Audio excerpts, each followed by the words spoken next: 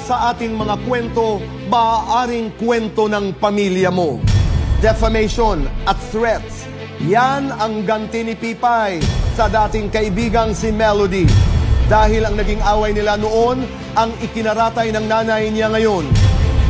Lagi niya akong pinagbabantaan, minumura, pinapayaan niya ako kung anong sinasabihan niya ako ng baliw. Dahil nung time na yon, para siyang nawawala na sa sarili niya.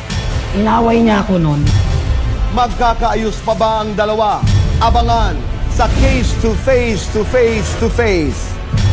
Linya ng tubig namin, pakikabit naman. Yan ang panawagan ng pamilya ni Snooki.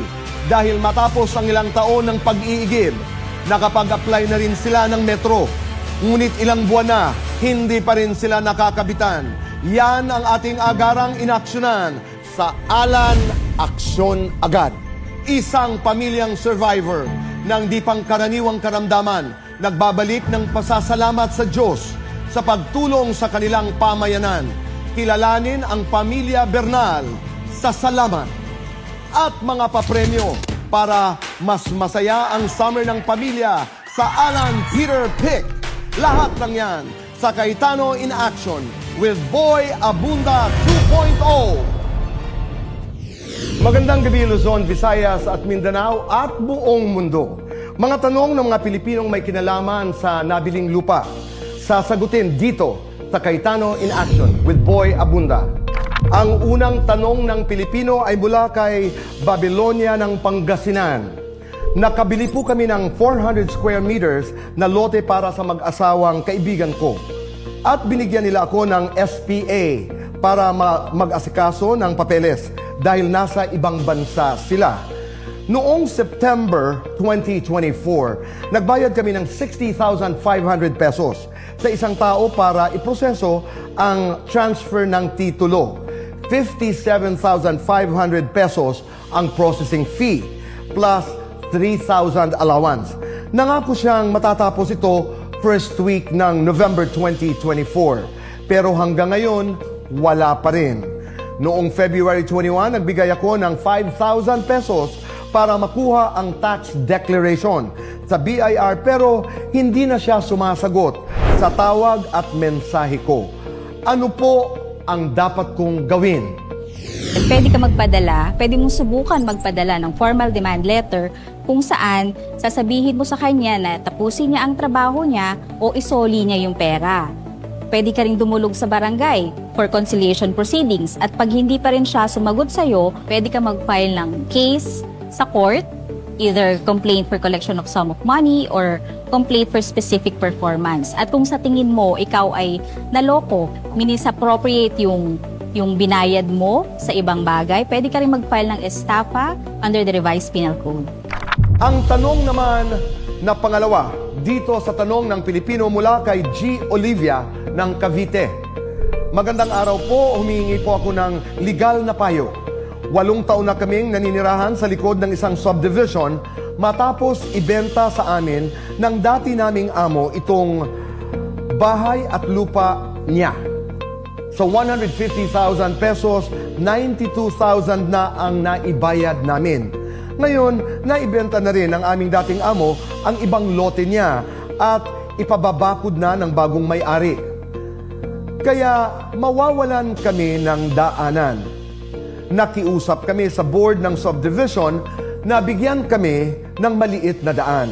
Pero tinanggihan nila. Paano po namin may paglalaban ang aming karapatan sa daanan?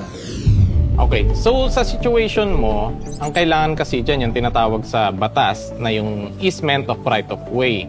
Ito yung kumbaga remedy or remedial mechanism kung saan bibigyan ng daan yung isang property na wala ng access sa public road. So sa situation mo, since ang pagkakaintindi ko kasi is binentahan ka ng may-ari ng property na napapalibutan ng iba niyang property din. Nagkataon lang na yung iba niyang property ay binenta niya na ngayon sa ibang tao. So dapat doon pa lang nung binenta sa iyo yung napapagitnaan, dapat binigyan ka na niya ng right of way dahil nasa batas na automatic ka dapat bigyan. Pero ngayon na iba na yung mga may-ari, pwede ka rin lumapit sa kanila at makiusap kung pwedeng voluntary, mabigyan ka ng right of way. Siyempre, subject lang ito sa, kumbaga, titawag natin just compensation para dun sa access. At yung sukat naman ito, pwede rin mapag-usapan.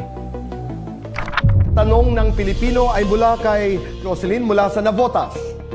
Ako po si Jocelyn Dakoykoy, nakatira sa Tangos North, Navotas City. Ako po ay humihingi ng tulong sa hindi po pagtupad ng kontrata ni Marian Igo, isang negosyante, at si Federico Elizaga, isang konsehal ng barangay. Sila po ay parehas na taga-Tacloban City.